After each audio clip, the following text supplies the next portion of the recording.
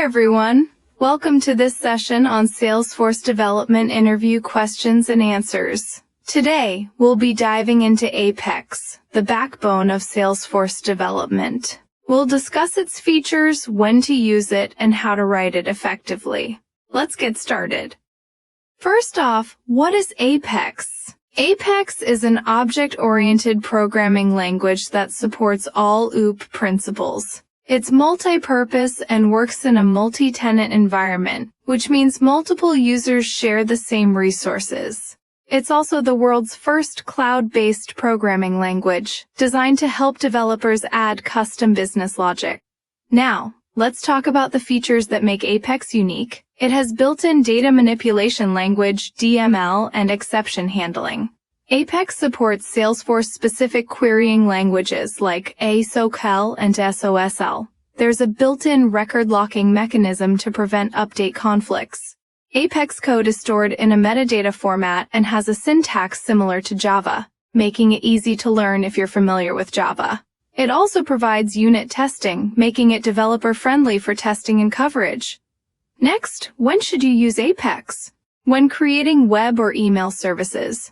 For performing complex validations across multiple objects. If workflows or standard tools can't handle your business logic, Apex can step in. It's great for attaching custom logic to operations like saving a record, ensuring consistency across different interfaces, whether it's the UI, Visualforce, or APIs. Next, what are Apex programming features?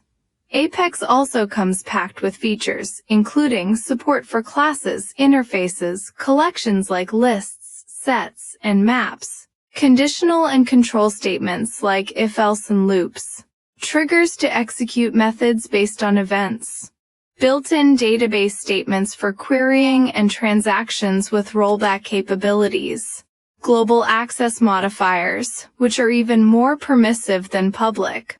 Here are some best practices to keep in mind for Apex development. Bulkify Apex code. Why it's important.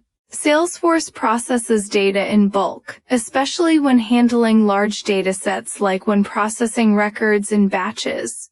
If your code isn't designed to handle bulk data efficiently, it can cause performance issues and even hit governor limits like the number of SOQL queries or DML statements. Avoid SOQL, DML, and loops. Why it's important. Performing SOQL queries or DML operations inside loops can quickly exceed Salesforce's governor limits, leading to exceptions and inefficient code. For example, if you have 100 records in a loop and perform a SOQL query inside it, you'll make 100 queries, which can easily exceed the limit. Next, streamline queries. Querying unnecessary fields can increase the processing time and return a larger data set than required. This can impact performance and consume unnecessary resources. Use limits Apex methods because Salesforce imposes governor limits on various operations, like the number of SOQL queries, DML operations, etc. to ensure that one tenant doesn't consume all the system resources. Exceeding these limits will cause your code to fail. Next, avoid hard-coding IDs, as hard-coding IDs makes your code inflexible, especially when moving from one environment like a sandbox to another like production. Write test methods. Writing test methods is crucial for ensuring the correctness and reliability of your code. Salesforce requires at least 75% test coverage for deployment, but you should also aim to cover various scenarios, including bulk processing, edge cases, and error handling. Next, use future appropriately. Future annotation is used for asynchronous operations. This is helpful for performing long-running operations like callouts, sending emails, or performing complex calculations without holding up the main thread of execution. However, it's essential to use it wisely to avoid running into governor limits, such as the limit on the number of future calls. By adhering to these best practices, you'll ensure that your Apex code is optimized, efficient, and scalable. leading to better performance and fewer issues in production. Finally, how do you write Apex? Here are a few ways. Use the standard navigation in Salesforce. Try the Developer Console for quick code execution and debugging. Salesforce extension for Visual Studio Code is a powerful tool for coding. Execute Anonymous window lets you run Apex code snippets. Okay, on to the next topic. Apex data types. Apex supports various data types: primitive, integer, double, long, string, date, datetime, ID, boolean, subject, generic or specific objects like account or contact, collections, lists, sets, maps, enums, typed lists of values, user-defined classes, custom object types, system-supplied classes, predefined Salesforce classes. Now, an important point to consider: governor limits. Governor limits are a set of restrictions imposed by Salesforce on the multi-tenant architecture, meaning that multiple organizations' tenants share the same infrastructure and resources, such as databases, servers, and processing power. Another key feature is limitations. Why governor limits are important. Salesforce uses a shared database environment where multiple clients' data is stored in the same physical database, but each client's data is logically separated. This is the essence of multi-tenant architecture. Apex code must operate within these limits to prevent performance issues and maintain system stability. Number of SQL queries 100. Number of SQL queries 20. Number of query rows 50,000. Number of DML statements 150. Number of DML rows records 10,000. Number of callouts 100. Number of email invocation 10.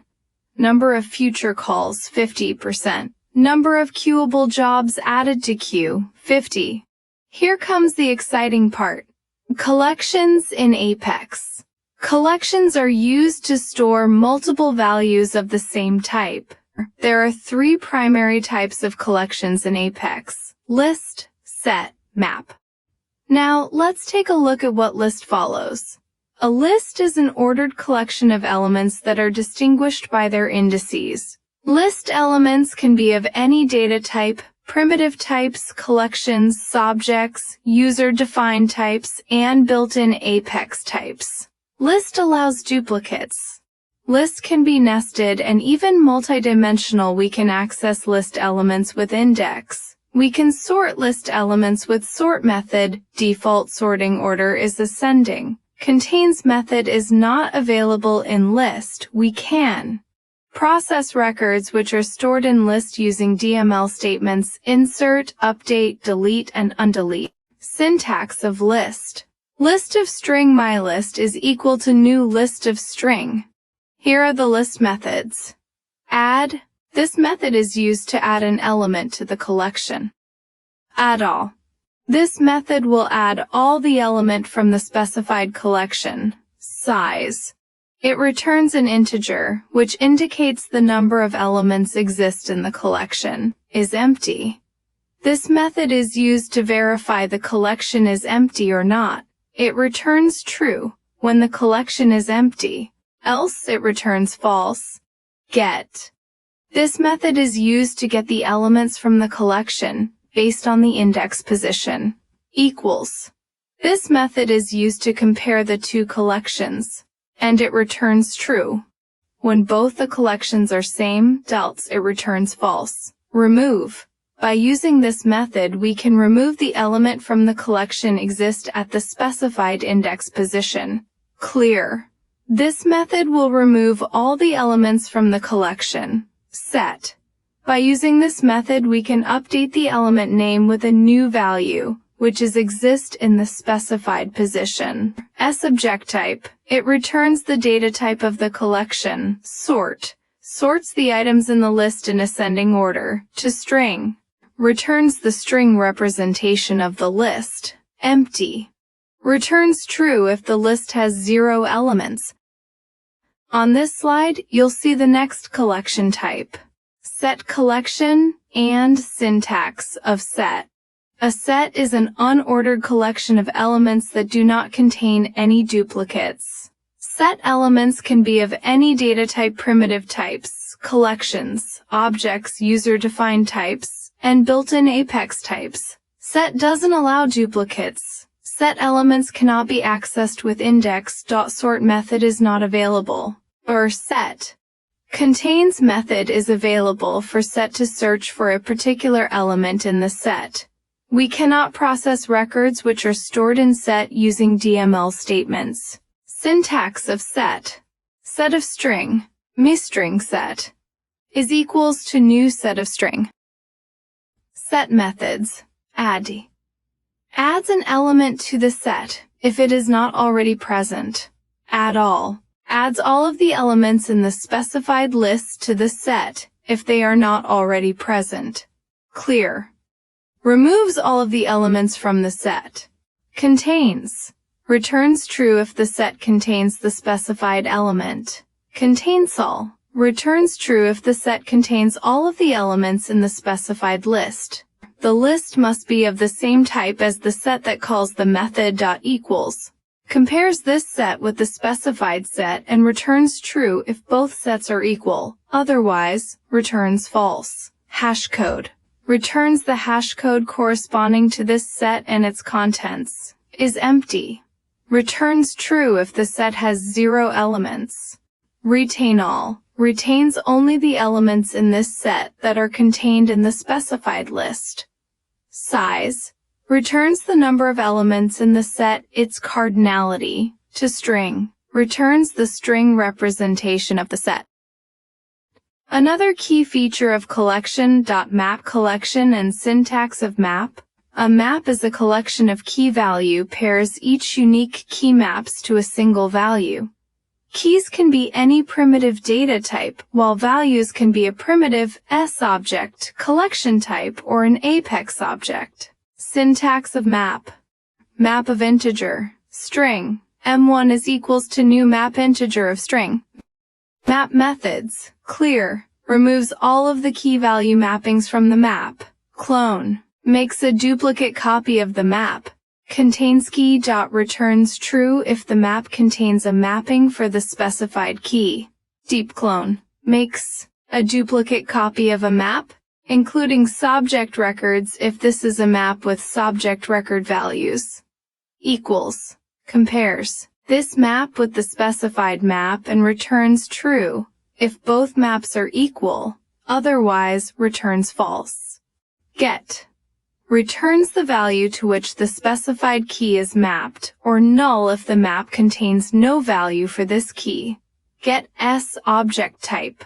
Returns the token of the S object type that makes up the map values. Hash code. Returns the hash code corresponding to this map. Is empty. Returns true if the map has 0 key value pairs. Put. Associates the specified value with the specified key in the map. Putall. Copies all of the mappings from the specified map to the original map. Keyset. Returns a set that contains all of the keys in the map. Remove. Removes the mapping for the specified key from the map, if present, and returns the corresponding value. Size. Returns the number of key value pairs in the map. ToString. Returns the string representation of the map. Values. Returns a list that contains all the values in the map. That wraps up our session on Apex. We've covered its features, best practices, and tools to help you excel in your Salesforce development journey. Next session, let's discuss more about Apex like DML, SoQL, asynchronous Apex. If you found this helpful, don't forget to like, share, and subscribe for more Salesforce content. See you in the next session.